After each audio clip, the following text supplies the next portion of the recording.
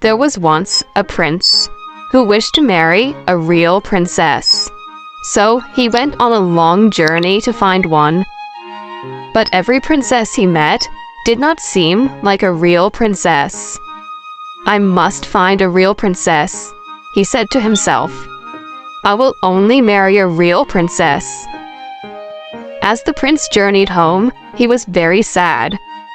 He told the king and queen that he had met many princesses, but that he could not find a real princess. I have been searching the world for so long to find the princess of my dreams. I haven't liked any of the ones I've met so far. What if I never find the love of my life?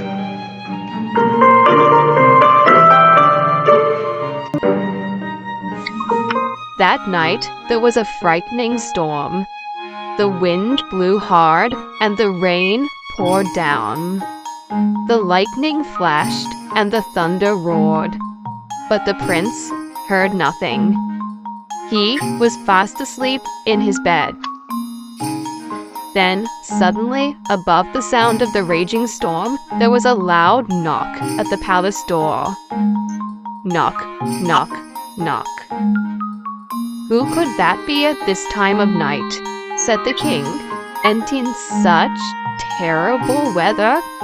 added the queen. The king put on his slippers and went to open the door. He peeped out to see who it could be. The weather was terrible. There was a flash of lightning, and standing there on the doorstep, the king saw a poor, bedraggled girl. Her hair and clothes were dripping wet, and she was shivering from the cold. "Who are you?" the king asked. "I am a real princess," answered the girl. One stormy night, a cold and frightened princess appeared at the palace door. Who is this beautiful girl who has arrived at our palace? Why has she walked there in such bad weather?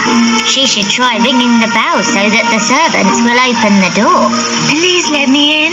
She needs to ring the melody on bells.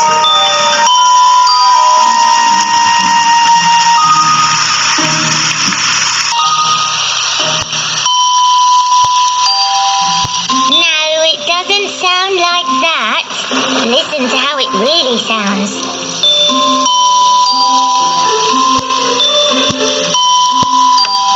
Nobody should be out in such a terrible storm. Good evening, Your Majesty. Please may I spend the night in your palace? I'm soaked through. Why not? It's freezing and you're shivering all over. I'm sure you'll catch a cold. Thank heavens I happen to find the house of such kind and generous people. Do you see what's happened, children? Never wander off on your own, or you'll get lost, just as this young lady did.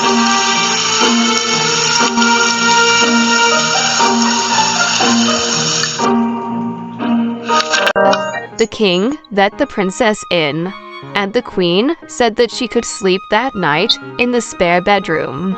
The princess was grateful and thanked the king and queen for their kindness.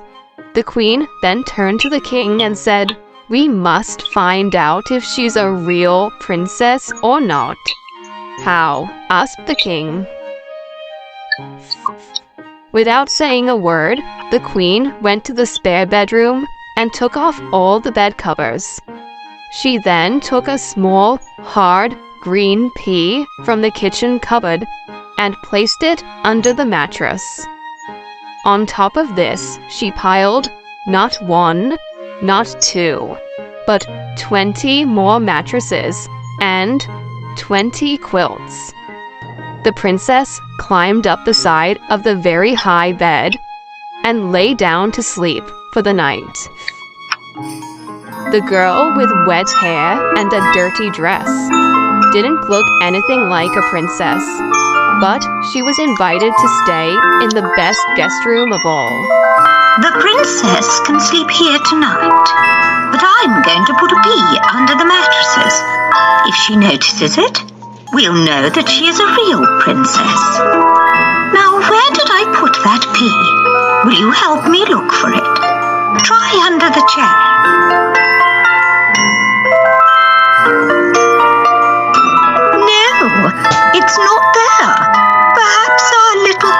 and played around with it. Oh, I wish they'd leave me to get some sleep. What are you looking for, Your Majesty? I can't find it here either. I might have put it in the drawer. Check in there. Can you help me hide the pea?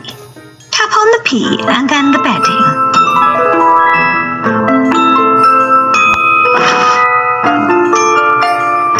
Well done, everyone. We did it. Here comes the princess. It's time for me to go downstairs. What a lovely person this young lady is. If only the prince could choose someone like her to be his bride. My goodness, such a big bed for me. Children, help me to climb up, or I will have to use the ladder to get up there.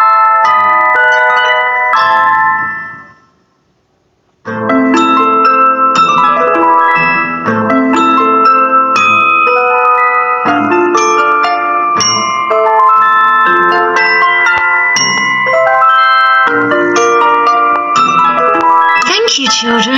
I have never slept on such an uncomfortable bed. It feels as if I'm lying on a mattress made from rocks.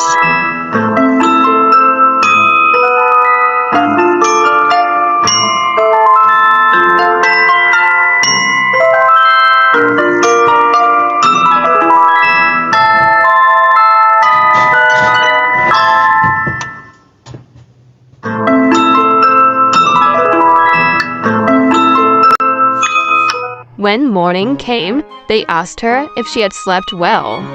"I did not have a wink of sleep all night," said the tired princess.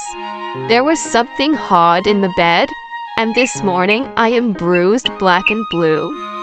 The queen smiled and looked at the king. You see, only a real princess could be so sensitive.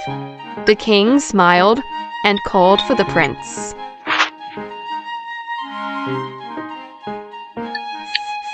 At last, the prince had found his real princess. They were soon married and lived happily ever after. And the pea, it was placed in the museum for all to see.